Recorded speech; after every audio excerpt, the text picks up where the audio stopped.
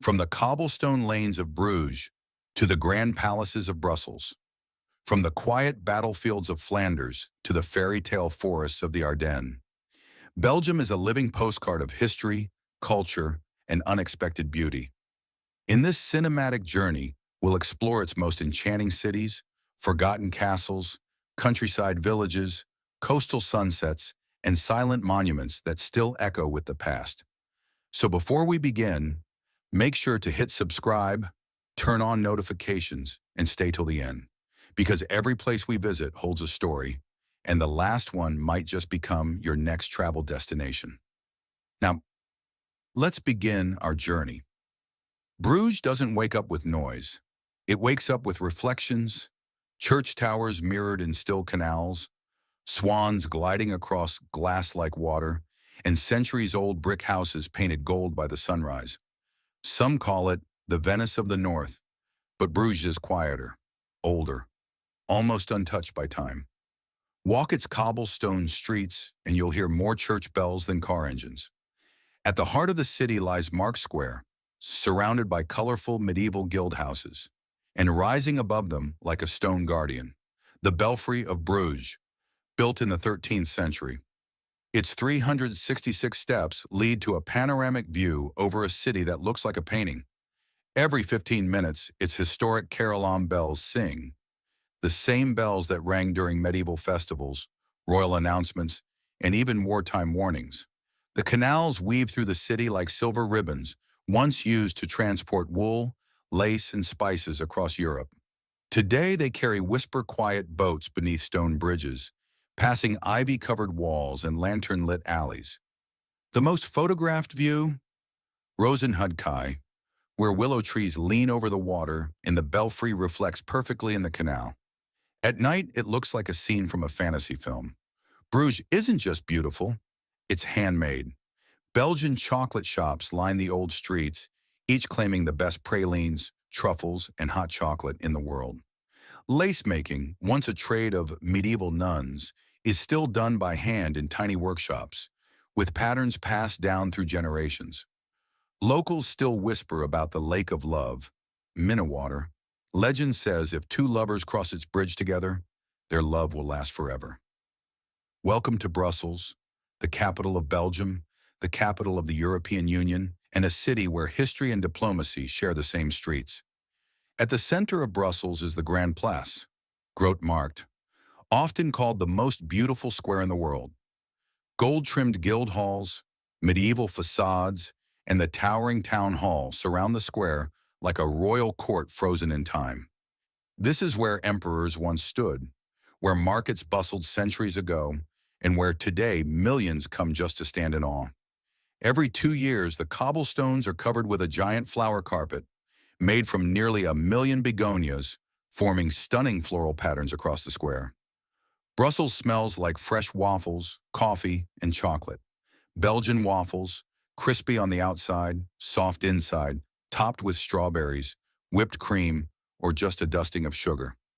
Chocolate boutiques, like Neuhaus and Godiva, born here in Brussels where pralines were invented.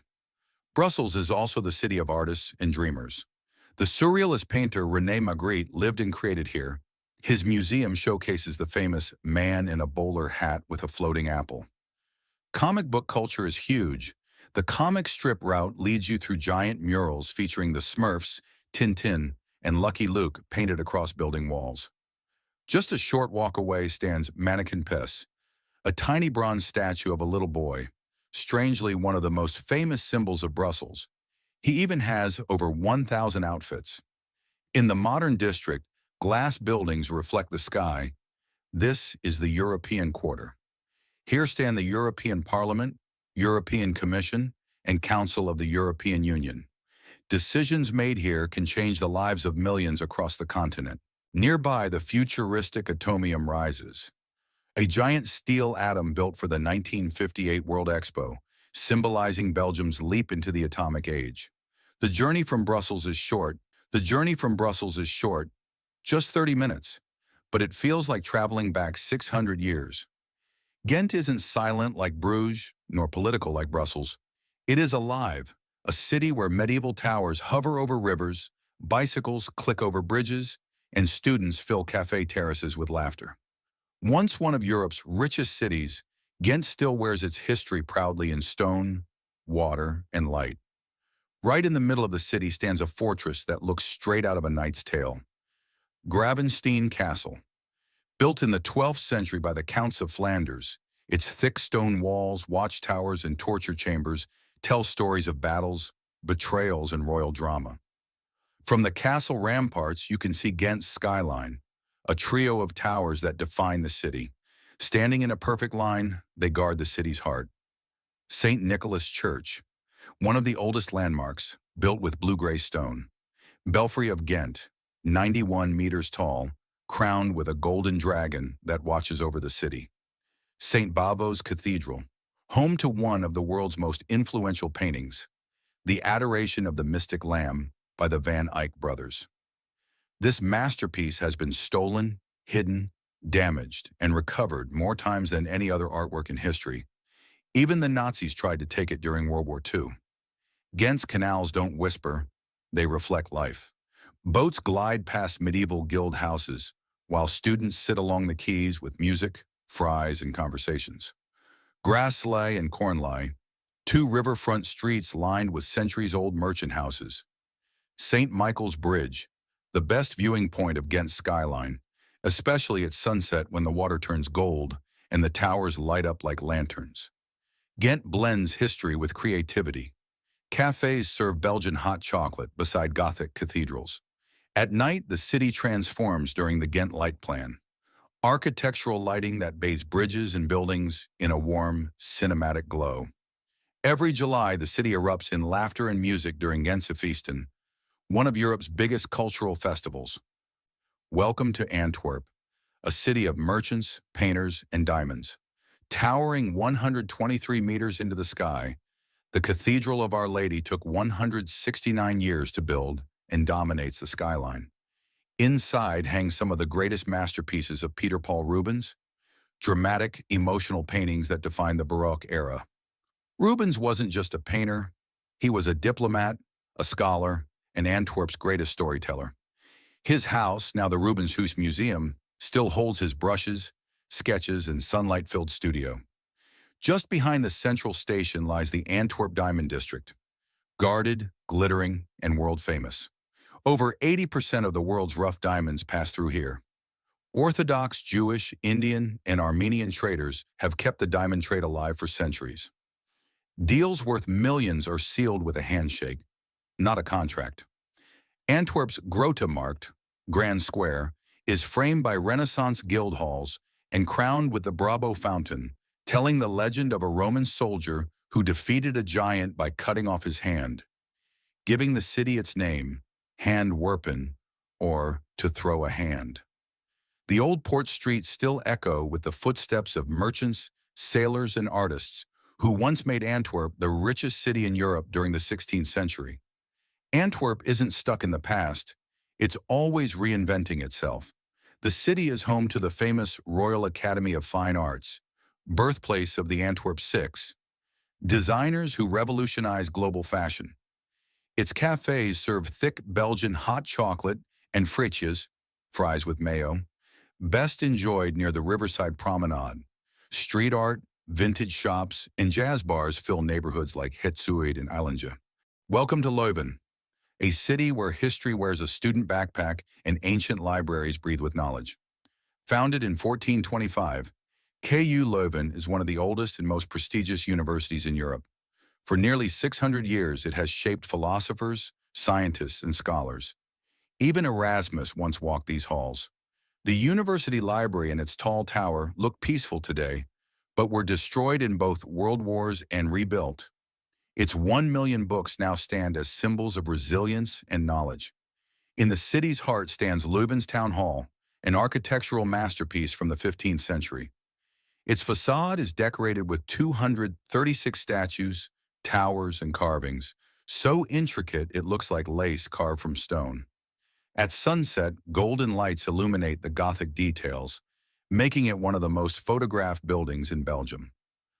Not far from the center is the Groot Begijnhof, a UNESCO World Heritage Site. It's a quiet village inside the city. Cobblestone lanes, brick cottages, tiny bridges, and ivy-covered walls once home to beguines. Religious women who lived in community without becoming nuns. Today, it's a student residence. History lived in, not just visited. Dinant, one of Belgium's most dramatic landscapes shaped by nature, music, and war. The first thing you see in Dinant is a sight you won't forget. The Collegiate Church of Notre Dame de Dinant, standing directly beneath a vertical cliff. Its dark Gothic facade and pear-shaped bell tower look almost surreal against the towering rocks above.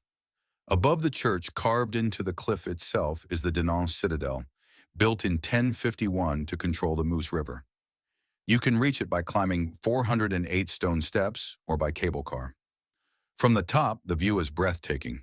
The Meuse River curves through the town, colorful buildings line the waterfront, and green hills stretch into France.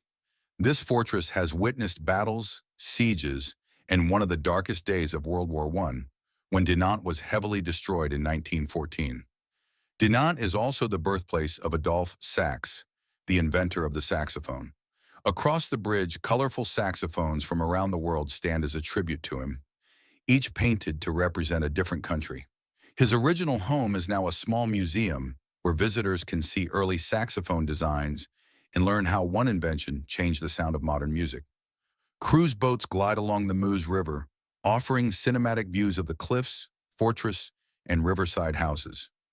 Nearby lies the Grotte la Merveilleuse, a stunning limestone cave with waterfalls, stalactites, and underground chambers once used as wartime shelters. Dinant is home to flamiche, a traditional cheese-filled pastry.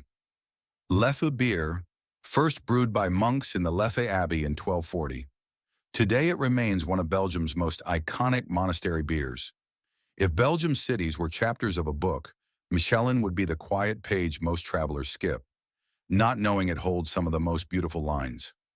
Located right between Brussels and Antwerp, Mechelen is often overshadowed by both. But those who step into its cobblestone streets discover cathedrals that once trained Europe's finest church musicians, palaces tied to royal courts and Renaissance scholars, bell towers whose chimes have echoed for over 500 years.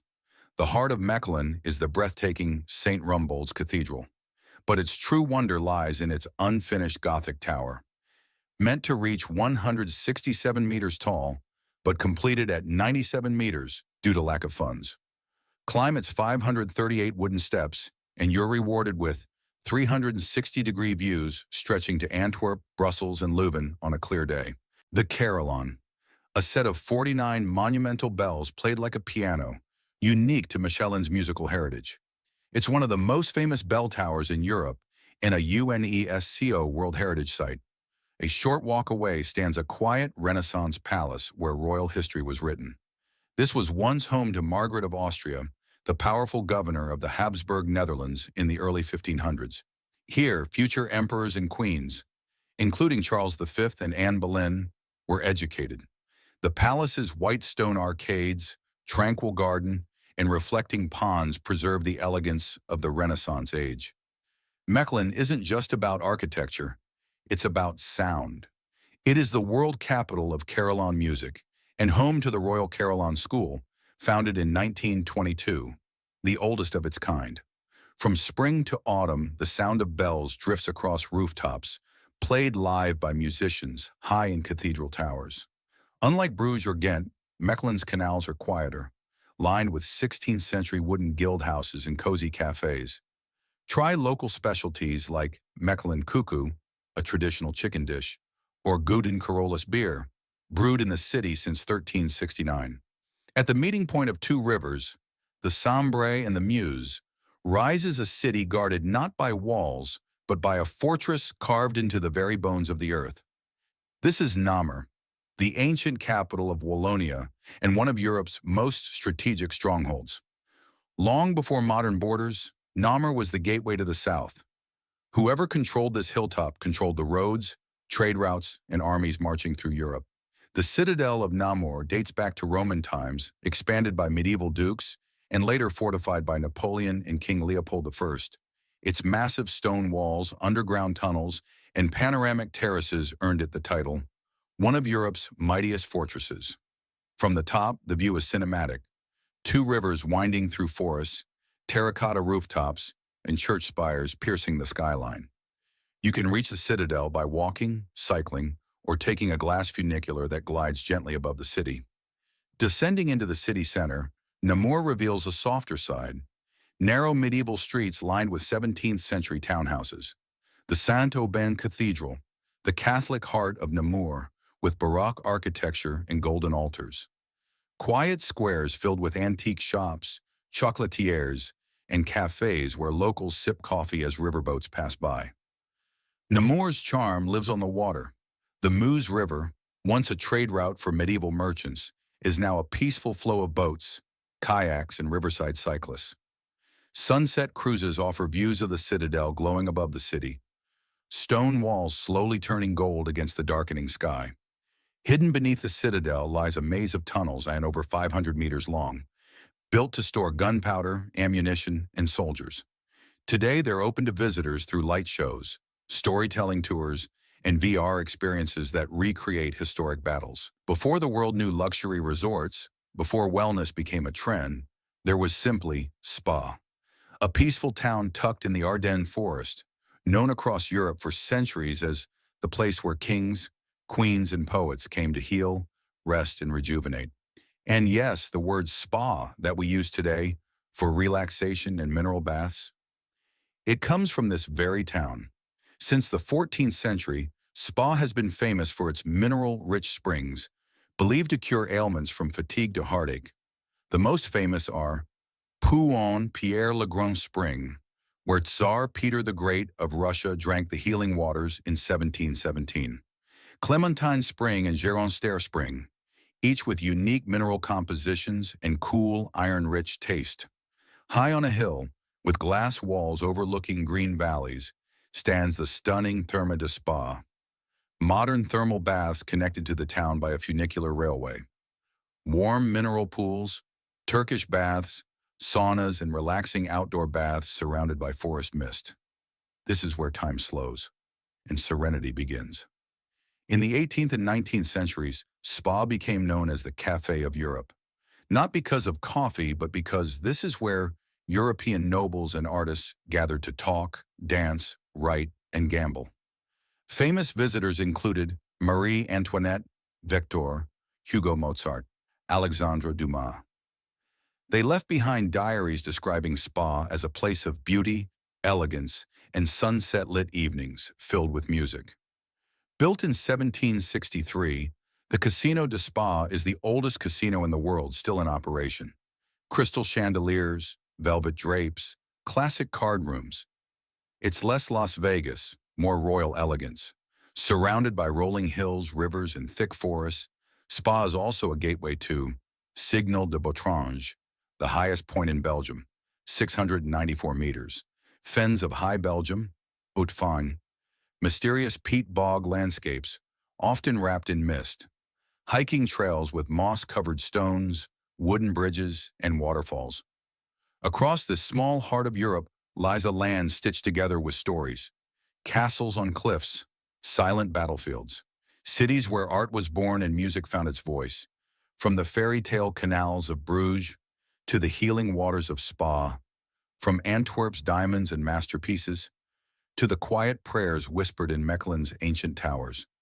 Belgium may not shout its beauty, it whispers it, in the curve of a Gothic spire, in the taste of warm waffles drifting through a morning street, in flowers blooming where soldiers once stood. Here, history doesn't fade. It lives, breathes, and invites you in. Before you go, subscribe, like, and share this journey with someone who still believes in wonder. Because the world is full of places like this, and together we'll keep exploring them, one story at a time. This was Wonders of Belgium. Until the next adventure, keep wandering, keep dreaming.